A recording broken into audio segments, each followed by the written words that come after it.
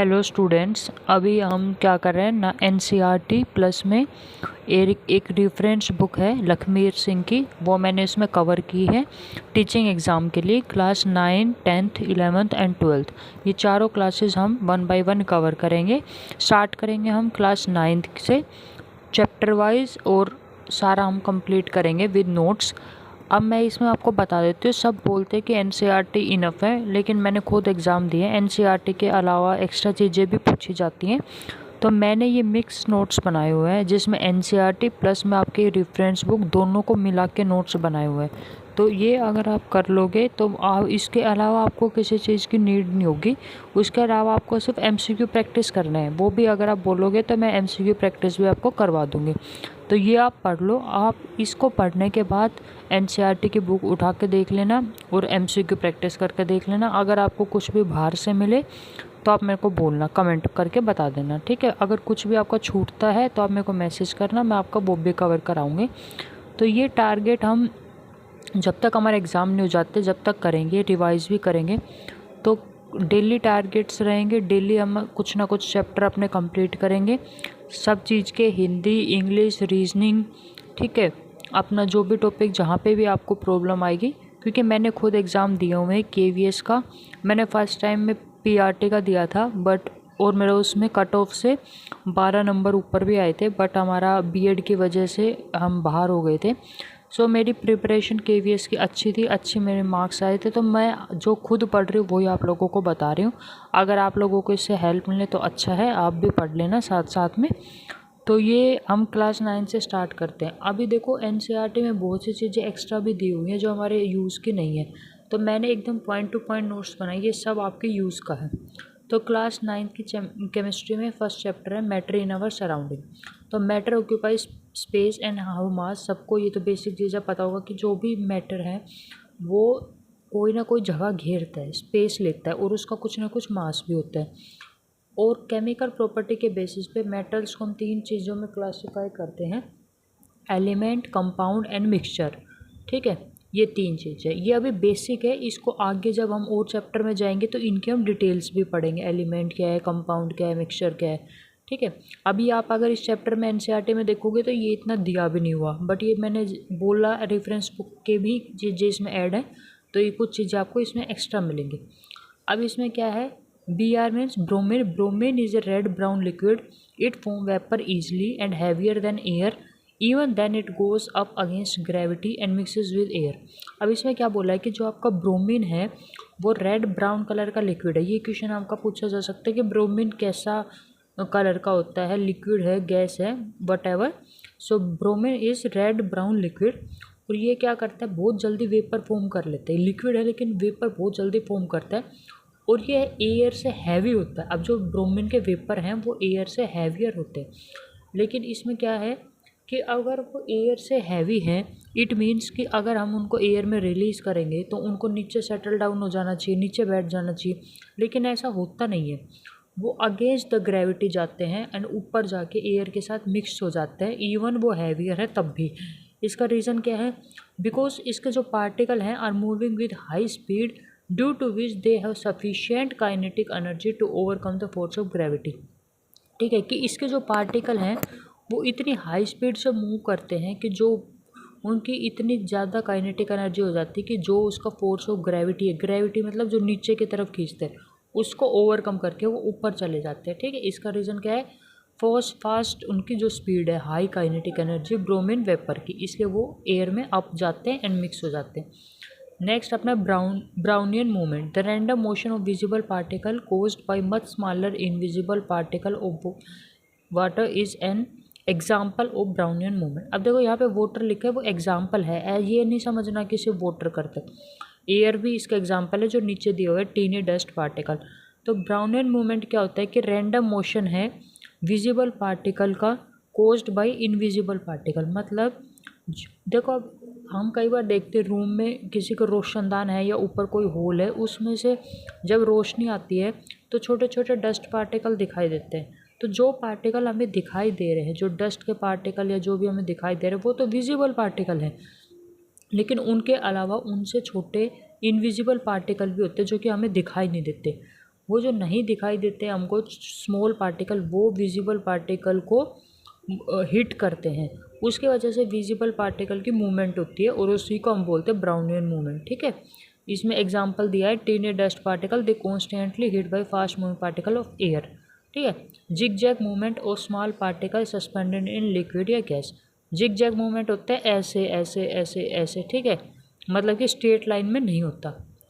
Large latent heat of vaporization of water help to cool the hot surface, मतलब जब हम जैसे कि गर्मी का टाइम होता है तो बाहर बहुत गर्मी होती है तो उस पर पानी छिड़का जाता है, वो किस लिए, क्योंकि जो वाटर है उसमें लेटेंट हीट ऑफ वेपराइजेशन बहुत हाई है, वो क्या करेगा, जो भी आपका हॉट सरफेस है उसको आपको कूल डाउन करने में हेल्प करता है due to high latent heat of vaporization. ठीक है, ये चीज़ आपको याद रखनी है। CNG एंड LPG ये दोनों हम सिलेंडर में यूज़ करते हैं। ठीक है, CNG एंड LPG हम सिलेंडर में यूज़ करते हैं, क्यों, क्योंकि इनकी कंप्रेसिबिलिटी वेरी हाई है, बहुत जल्दी और अच्छे से कंप्रेस होकर सिलेंडर में आ जाते हैं। LPG को हम इथाइल मरकैप्टन इसके अंदर ऐड की जाती है, क्योंकि जो हम LPG है अगर वो लीक कर रही है तो आपको कैसे पता चलेगा, कोई उससे ट्रेजेडी ना हो, इसलिए LPG के अंदर इथाइल मरकैप्टन ऐड की जाती है। उससे जब भी हम सिलेंडर खोलते हैं उसकी अगर स्मेल आती है वो इथाइल मरकैप्टन की स्मेल होती है, उससे लीकेज का पता लगता है। तो ये जनरल साइंस में भी क्वेश्चन पूछा जा सकता है। The fact that there is no change in volume on dissolving sugar in water tells us that there are spaces between particle of water, मतलब जब हम पानी के अंदर चीनी को घोलते हैं तो ऐसा नहीं है कि एक गिलास पानी था उसमें चीनी घोली तो दो घूंट पानी और बढ़ गया, नहीं, पानी उतना ही रहता है और चीनी उसके अंदर घुल भी जाती है। इसका मतलब जो पानी है उसके पार्टिकल के अंदर बीच में स्पेस है और उन्हीं स्पेस में जाके शुगर ने जगह बना ली, मतलब वहीं पे वो जाके उसने फिल कर ली स्पेसिस को। ठीक है, तो इसका मतलब है कि पार्टिकल के बीच में स्पेस होता है।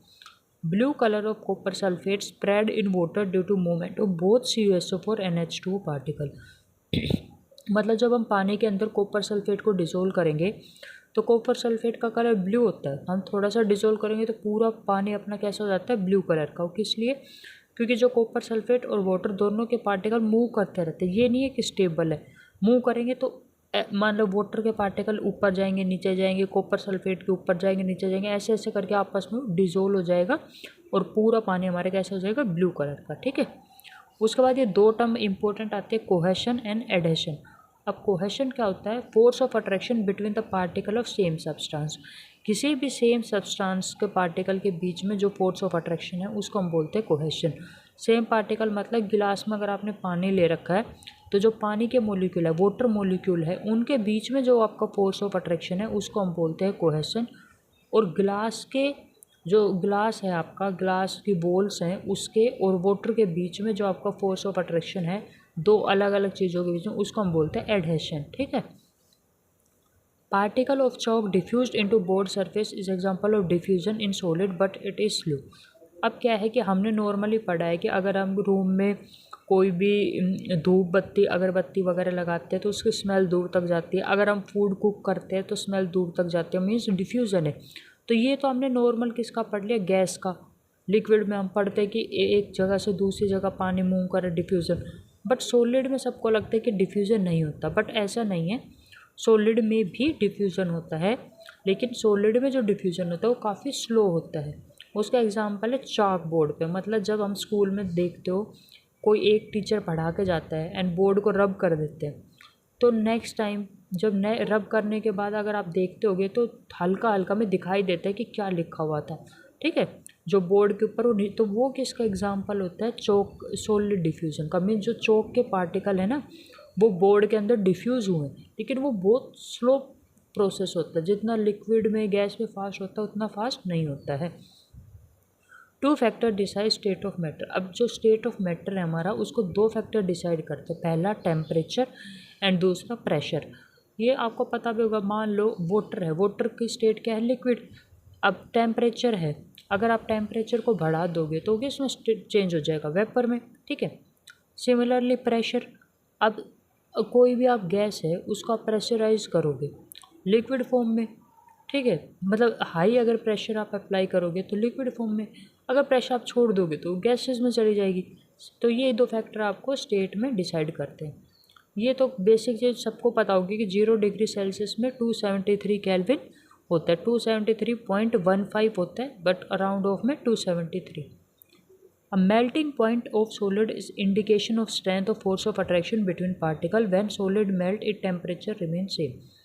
मतलब कि जो मेल्टिंग पॉइंट है सॉलिड का, जो ये बोलता है कि भाई कोई भी सॉलिड कितने टेम्परेचर पे जाके मेल्ट होगा, वो किस चीज़ का इंडिकेशन है।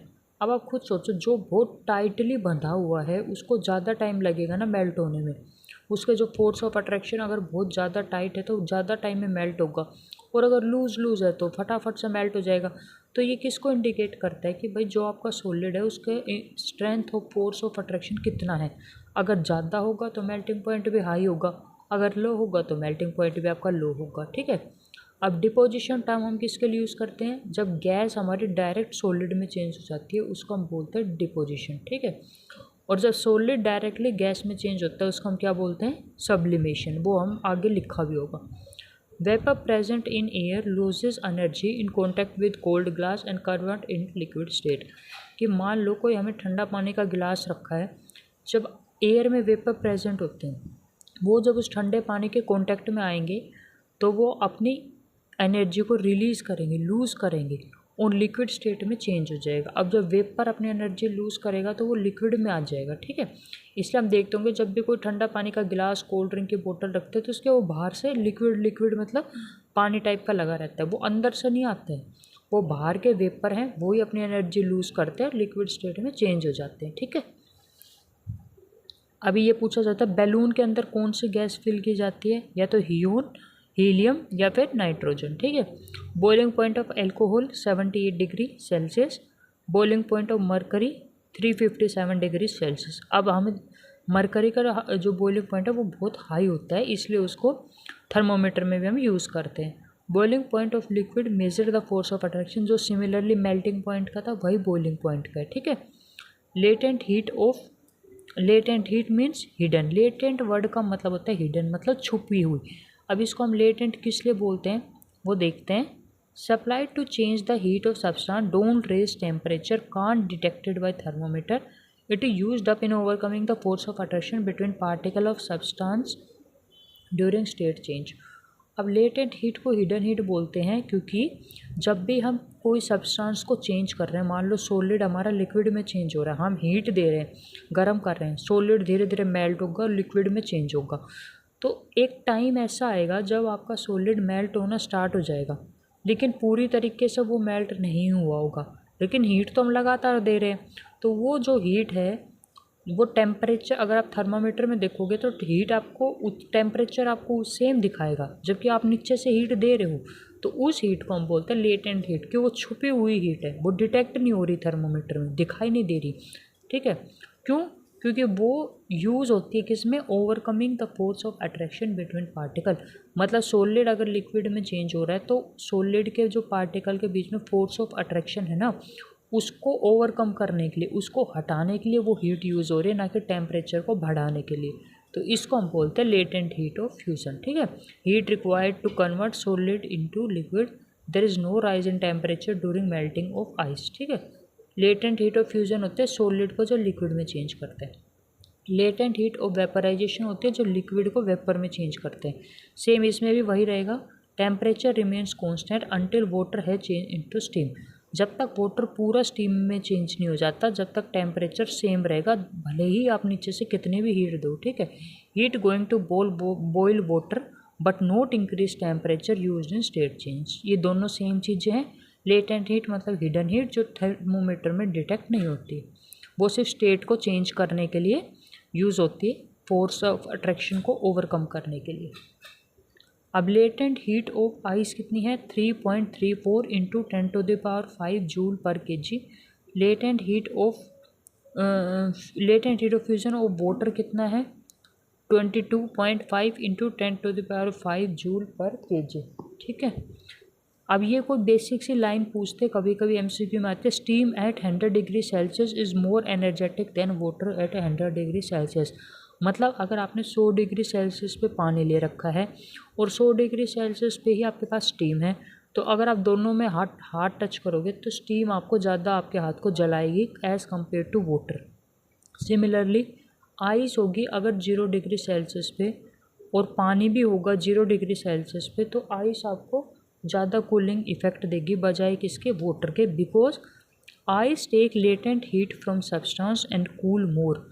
जब आइस को आप किसी भी चीज़ पर ठंडा करने रखोगे तो जिस सब्सटेंस पर रखोगे उससे वो लेटेंट हीट ले लेगी और उसको ज़्यादा ठंडक देगी, ज़्यादा कूल करेगी, ठीक है। Similarly steam contain more heat in form of latent heat than water, ठीक है। जो हमने यहाँ बोला कि जो स्टीम है उसमें ज़्यादा लेटेंट हीट होती है वाटर से, इसलिए स्टीम ज़्यादा इफ़ेक्टिव होती है गर्म करने में या जलाने में। आइस का मेल्टिंग पॉइंट सबको पता होगा 0 डिग्री सेल्सियस 273.15 केल्विन। अब आता परस्पिरेशन, हम किसको बोलते हैं, स्वेटिंग को, ठीक है। अब दूसरा जो हमने पीछे बात करी थी, डिपोजिशन होता है जब हमारा लिक्विड है वो डायरेक्ट सॉलिड में चेंज हो जाए, और जब हमारा सॉलिड डायरेक्ट लिक्विड में चेंज गैस में चेंज हो जाता है, सॉरी गैस जब डायरेक्ट सॉलिड में चेंज होती है देन डिपोजिशन, एंड जब हमारा सॉलिड डायरेक्टली गैस में चेंज होता है देन सब्लिमेशन।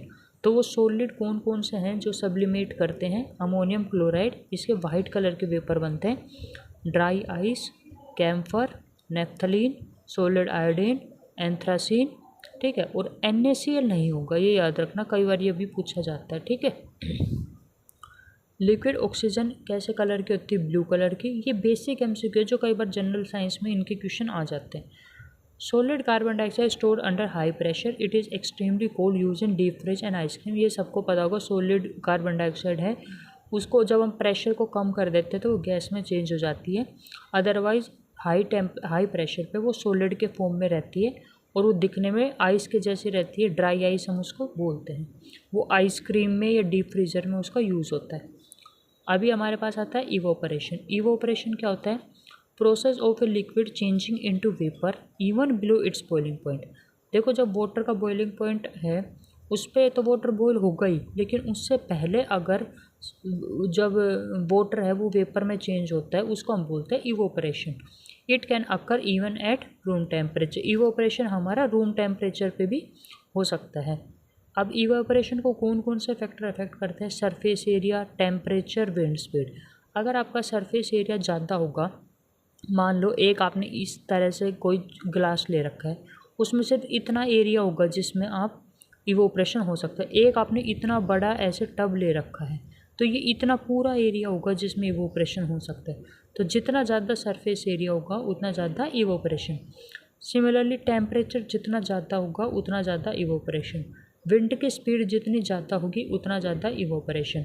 लेकिन ह्यूमिडिटी, मतलब जब बोलते हैं हम देसी भाषा में कि हुमस है, तो वो हुमस जो होता है उसको ह्यूमिडिटी बोलते हैं। अगर ह्यूमिडिटी ज़्यादा होगी तो इवोपरेशन कम होगा। इसका सबसे सही एग्जांपल है कपड़े का। जब हम कपड़े सुखाते हैं, अगर आप कपड़ों को दबा दबा के डाल दोगे तो वो नहीं सूखते, लेकिन जब वो आप उनको अच्छे से वायर पे, तार पे, दीवार पे फैला के डालोगे तो वो अच्छे से सूखते हैं, यानी उनका सरफेस एरिया इवोपरेशन के लिए उनको ज़्यादा मिल गया। सिमिलरली अगर आपको बाहर सर्दी हो रही है, टेम्परेचर कम है, तो इतनी जल्दी कपड़े नहीं सूखेंगे, लेकिन अगर गर्मी है, टेम्परेचर हाई है, तो आपके कपड़े बहुत ही अच्छे से और जल्दी सूखते हैं, वो इवोपरेशन। विंड स्पीड, अगर हवा अच्छी चल रही है, तेज़ हवा चल रही है, तो कपड़े जल्दी सूखेंगे, इवोपरेशन जल्दी होगा। लेकिन अगर बारिश का मौसम है, ह्यूमिडिटी ज़्यादा है, तो कपड़े नहीं सूखते हैं। तो ये आपको इस एग्जाम्पल से अच्छे से समझ आ गया होगा, ठीक है। Surface particle gain energy from surrounding and change into vapour leave the body. Evaporation में क्या होता है, जो आपके सरफेस के पार्टिकल रहते हैं वो अपनी सराउंडिंग से या सरफेस से ऊपर से एनर्जी ले लेते हैं, ठीक है, एनर्जी लेके और वेपर में चेंज हो जाते हैं। अब जब वो खुद वेपर में चेंज हो गया तो जो नीचे की बॉडी है जिससे उसने एनर्जी ले ली थी उसको वो ठंडा कर देता है, उसको कूल कर देता है। अभी हमारा आता है plasma, mixture of free ion plus electron, इसको हम बोलते हैं प्लाज्मा। उसमें क्या होता है, फ्री इलेक्ट्रॉन और आयन होते हैं। जो सन है, सूरज है, सूरज है, तारे हैं, ये सब किस लिए ग्लो करते हैं, due to plasma. Can made on earth by passing electricity through gases at very low pressure. बहुत ही कम प्रेशर पे अगर आप गैसेस के अंदर इलेक्ट्रिसिटी पास करते हो तो प्लाज्मा हम ऑन द अर्थ बना सकते हैं। ये किसके अंदर प्रेजेंट होते हैं? Fluorescent tube and neon sign bulb के अंदर। अब दूसरा हमने इवोपरेशन पढ़ा था। इवोपरेशन कैसा सरफेस फिनोमिना है, ठीक है, मतलब जो सरफेस ओपन है, जो बाहर इन्वायरमेंट के कांटेक्ट में है, उस सरफेस पे इवोपरेशन होगा, अंदर से नहीं होगा। लेकिन बॉइलिंग बल्क फिनोमिना, मतलब अगर आप नीचे से हीट करोगे तो पूरा पानी बॉयल होता है, ये नहीं है कि ऊपर ऊपर का पानी बॉयल होगा, ठीक है। तो ये इंपॉर्टेंट है, evaporation is surface phenomena, boiling is bulk phenomena. Solid, liquid and gas can diffuse into liquid. जो आपका सॉलिड है, लिक्विड है, गैस, तीनों ही स्टेट लिक्विड के अंदर डिफ्यूज कर सकते हैं। Carbon dioxide convert direct to gas on low pressure to 1 atmosphere. अब कार्बन डाइऑक्साइड है जो हमने ऊपर पढ़ा था, ड्राई आइस, वो डायरेक्ट गैस में चेंज हो जाती है अगर आप प्रेशर को 1 atm तक डिक्रीज कर देंगे। Pressure and temperature determine the state of substance, ये हमने पीछे पढ़ा ही था। तो ये हमारा हो गया क्लास 9th का chapter 1 matter in our surrounding. तो इससे आपके नोट्स भी रेडी हो जाएंगे, आपको एक्स्ट्रा बनाने की ज़रूरत भी नहीं पड़ेगी। और ये आपके 2 चीज़ें कवर कर देगा, NCERT प्लस में रेफरेंस बुक। इसके बाद आप कहीं से भी जाके MCQ प्रैक्टिस कर लेना इस चैप्टर के। तो इस तरीके से आपके ज़्यादा पेजेस, सिर्फ 2 पेज में आपके पूरे ये कवर हो गए, ठीक है। एक अपना ये पेज था और एक अपना ये पेज था, सिर्फ 2 पेजेस में आपका ये पूरा चैप्टर कवर हो गया है। So thank you. अगर अच्छा लगे तो लाइक करना, कमेंट करना और प्लीज़ सब्सक्राइब ज़रूर करना। Thank you.